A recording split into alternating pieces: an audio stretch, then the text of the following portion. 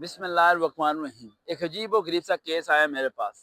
ایک بچہ مجھے کہتا ہے کہ میری ماں کی اور میری بیوی کی لڑائی جھگڑا ہونا شروع ہو گیا گھر میں۔ میری ماں کی اور میری بیوی کا جھگڑا اس حد تک پہنچا کہ میرا باپ کھڑا ہوا اور اس نے میری بیوی کو سلیپ کر دیا اور میری بیوی گھر چھوڑ کے چلے گئی۔ میں اپنے ماں باپ کا بہت لاڈلا بیٹا ہوں اور میں ماں باپ کا ساتھ ہی دے رہا ہوں۔ اب میرا ایک بچہ بھی ہے، اب میں کیا کروں؟ میری بیوی کہہ رہی ہے مجھے طلاق دے دو، میں تمہارے گھر میں نہیں رہنا ہے، رکھنا ہے تو علیحدہ گھر میں رکھو۔ اب مجھے کیا کرنا چاہیے؟ تو جانتے ہیں میں نے پہلی بار اسے کیا جواب دیا؟ میں نے اسے کہا کہ ایک بات دماغ میں لے کے آؤ، آپ کے والد صاحب نے آپ کی وائف کے اوپر ہاتھ اٹھایا ہے، کسی بھی صورت میں انہیں یہ جائز ہی نہیں تھا کہ وہ آپ کی بیوی پہ ہاتھ اٹھاتے۔ آپ کی ماں تھی جو مرضی کرتی، لیڈیز سے لڑے وہ علیحدہ بات ہے، لیکن مرد کو بیچ میں آ کے ٹچ کر دینا یا مار دینا یہ جائز ہی نہیں ہے، آپ کو یہ کرنے نہیں دینا چاہیے تھا۔ یہاں پر آپ کے والد صاحب غلط ہیں۔ تو کہنے لگا میں کیا کروں؟ انہیں روکوں کیسے؟ میرے ماں باپ ہیں، کیا ان کے خلاف چلا جاؤں؟ انہوں نے بچپن سے لے کے مجھے پال کے اتنا بڑا کیا، گھر دیا، کمرہ دیا، پیسے دیے، پڑھایا لکھایا، سب کچھ دیا۔ تو میں نے سوچا ہے ماں باپ کو رکھوں گا، بیوی کو چھوڑ دوں گا؟ میں نے کہا دنیا کا بیوقوف انسان ہو تم۔ اس ویڈیو کا مقصد ہے ماں باپ کے خلاف نہیں کر رہا، لیکن آپ کو سمجھا رہا ہوں زندگی میں ایک ورڈ ہوتا ہے انصاف، وہ کرنا سیکھو۔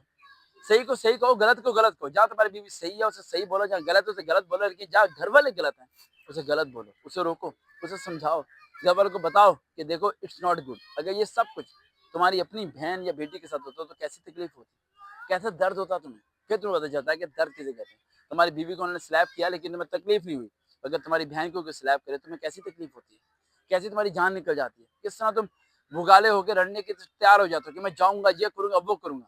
سوچا ہے ذرا اس بچے پہ کیا گزری ہوگی جو کہ 4 سال کا بچہ دیکھ رہا تھا اپنی ماں کو مار کھاتے ہوئے؟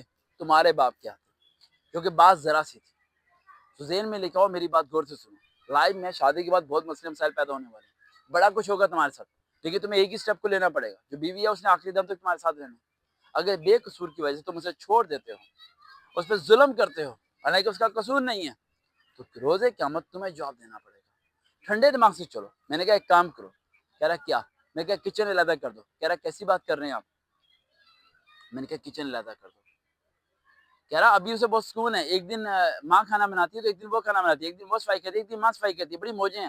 میں نے کہا یہی تو غلطی ہے تمہاری، اسے علیحدہ دو۔ پورا دن وہ اکیلی صفائی کرے، پورا دن وہی کھانا بنائے، وہی تو بنا سکتے، وہی دوپہر، وہی شام، سبزی کھانا پینا سب علیحدہ لا کے دو اسے، اس پہ بوجھ ڈالو، اسے کام دو، پھر دیکھنا کس طرح ایکٹیو ہو کے کام کرے گی وہ۔ میں نے کہا 2 عورتیں ایک کمرے میں بند نہیں رہ سکتی، دونوں کی عزت کرو، لیکن دونوں کو راستہ علیحدہ بنا کے دو۔ تمہارے بچے کی ماں ہے وہ، اپنے ہاتھ سے اسے مار مت دینا۔